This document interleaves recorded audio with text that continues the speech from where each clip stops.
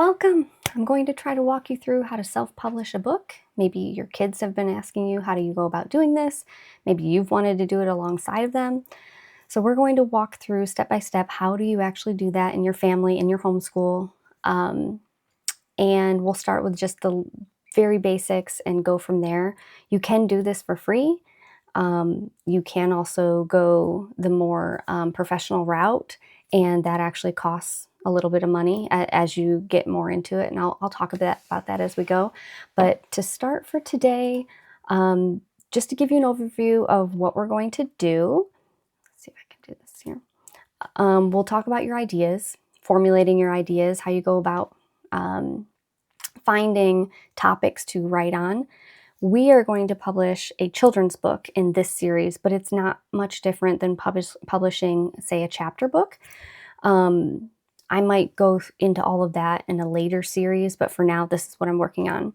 And then we'll talk about writing and editing your story, all the ins and outs of that, illustrations, how do you go about making your illustrations, finding an illustrator, how do you format, how do you upload everything that you've written and drawn, etc. And then how do you actually get it printed and distributed? Okay, first things first. So ideas. How do you go about formulating ideas? That's step one today. So gather your ideas. This is what we're going to be going through in detail over the next several videos. But there are no bad ideas. I think every book has a market somewhere. Somebody would love it. So whatever idea comes to mind and you really enjoy it, that's the idea you need to go with. Because if you don't enjoy it, you're not going to see it through and bring about that book to fruition. So maybe it's a favorite pet. So maybe it's something, an adventure that you and your pet went on, or you sneak aboard a rocket, what would happen, or you traveled back in time, or you found a map when you remodeled. My kids have really enjoyed that type of topic where they find something, some sort of treasure, and then it leads them on another adventure.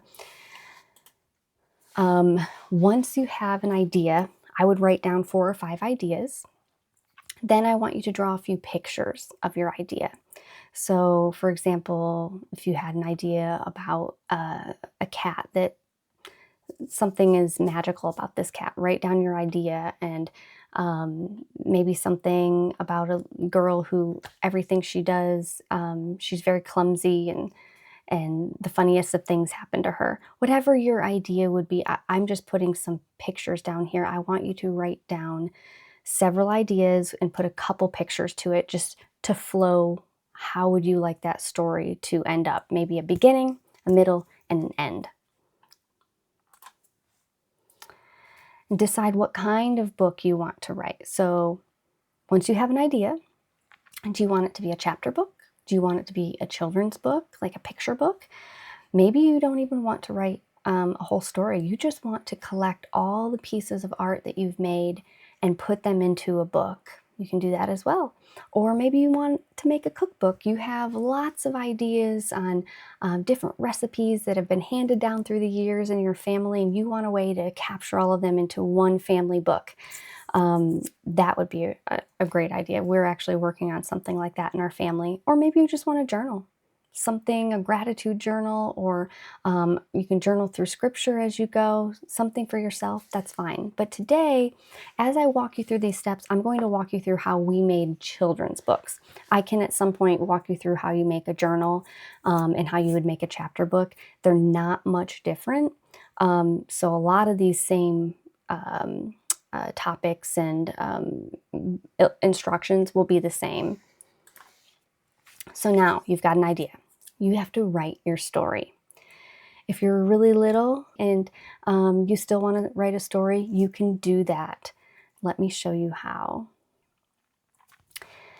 So moms, if you have little ones that want to get in on self-publishing with your older ones, but they're too little to really be able to walk through all the steps without a lot of help, what I've done is I've put my kids on Snapfish or Shutterfly, used their photo book creations that they have there, and they've created their own book that way.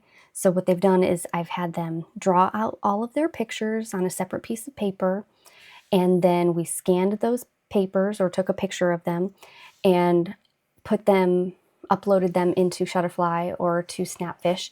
And then from there, they type in their story on the pages. And as you can see, and then we just printed that book for them. It was really just for them, so they thought they had their own story, and they do, right? It is a story, it is theirs. It's just not something that is being pushed out worldwide into the market. It's more of a legacy project, and it really does encourage them to get writing. Okay, now we're going to write the story. If you're a little bit older and you can write your stories on your own, this would be for you. So writing your story, every story has a beginning and a middle and an end, of course. I call that the story mountain. It just makes it a little easier to picture in my mind. So you have a beginning. This is your mood, your characters, your setting. Where is it taking place? Is it a happy day? Is something mysterious going on? You'll set all of that in the beginning. And then there's a problem. There's an inciting incident. So something happens. And that's what starts on the adventure, starts on the story. You'll get to a point where your character will almost give up. They will go through all these obstacles and they've just had it. They don't know if they can push on any farther. That's the middle of your story. That's where the tensions are really high. But then you hit the peak, the climax, which shows you there's hope. Something happens that shows you they can work through this. They are going to succeed. And then the end comes where everything falls into place. Everything turns out for the best, or maybe not if that's how you want your book to end up. And you're coming down the other side of the mountain.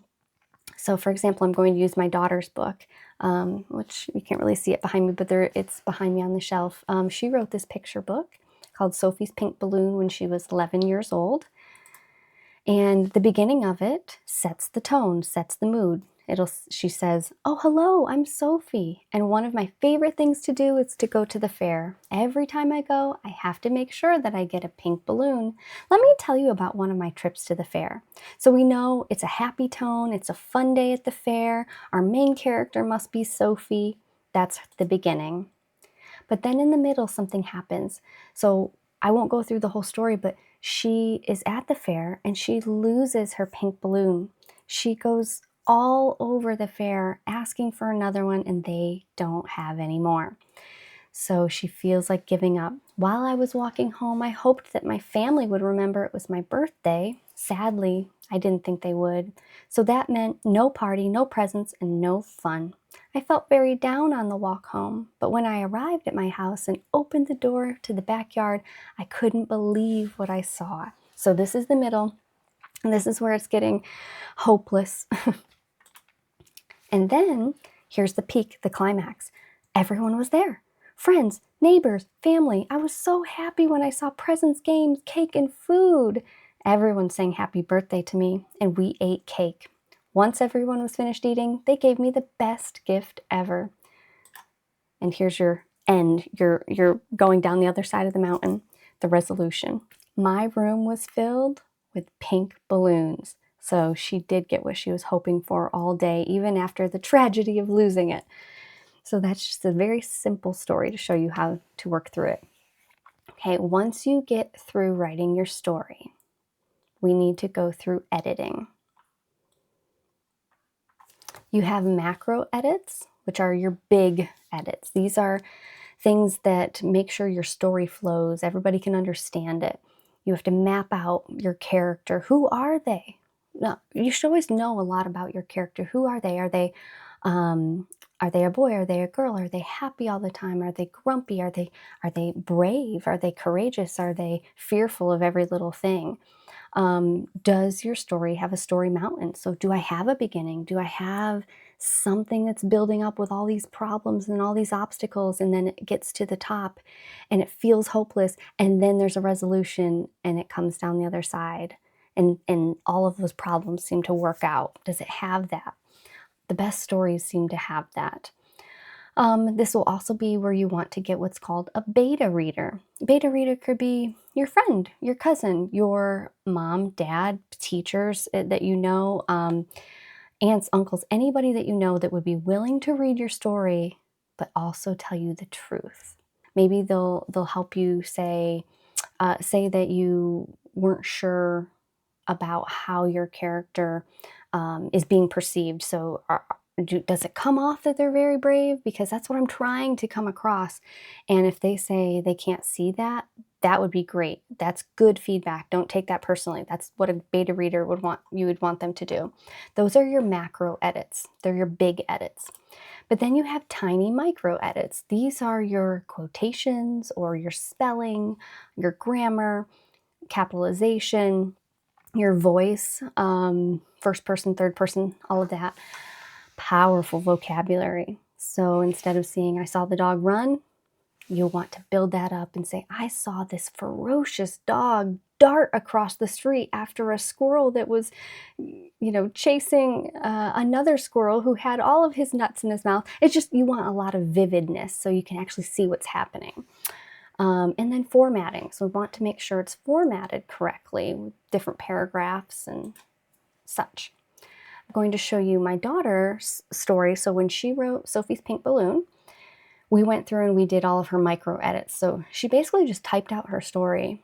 We printed it, and then we went through and we scratched out things that didn't sound well. We added commas. We fixed up any of the spelling at that point. We wrote it out per page, as you can see here, just so she would know, oh, page 5, I want an illustration. But on page 6, it's going to have all of this writing on it, all of the story content. And it went like that, and so on. Okay, so now we're going to work on, once you've gotten your ideas, you've written your story, you've had your editing done, so it's a great story. Now you need to work on your illustrations.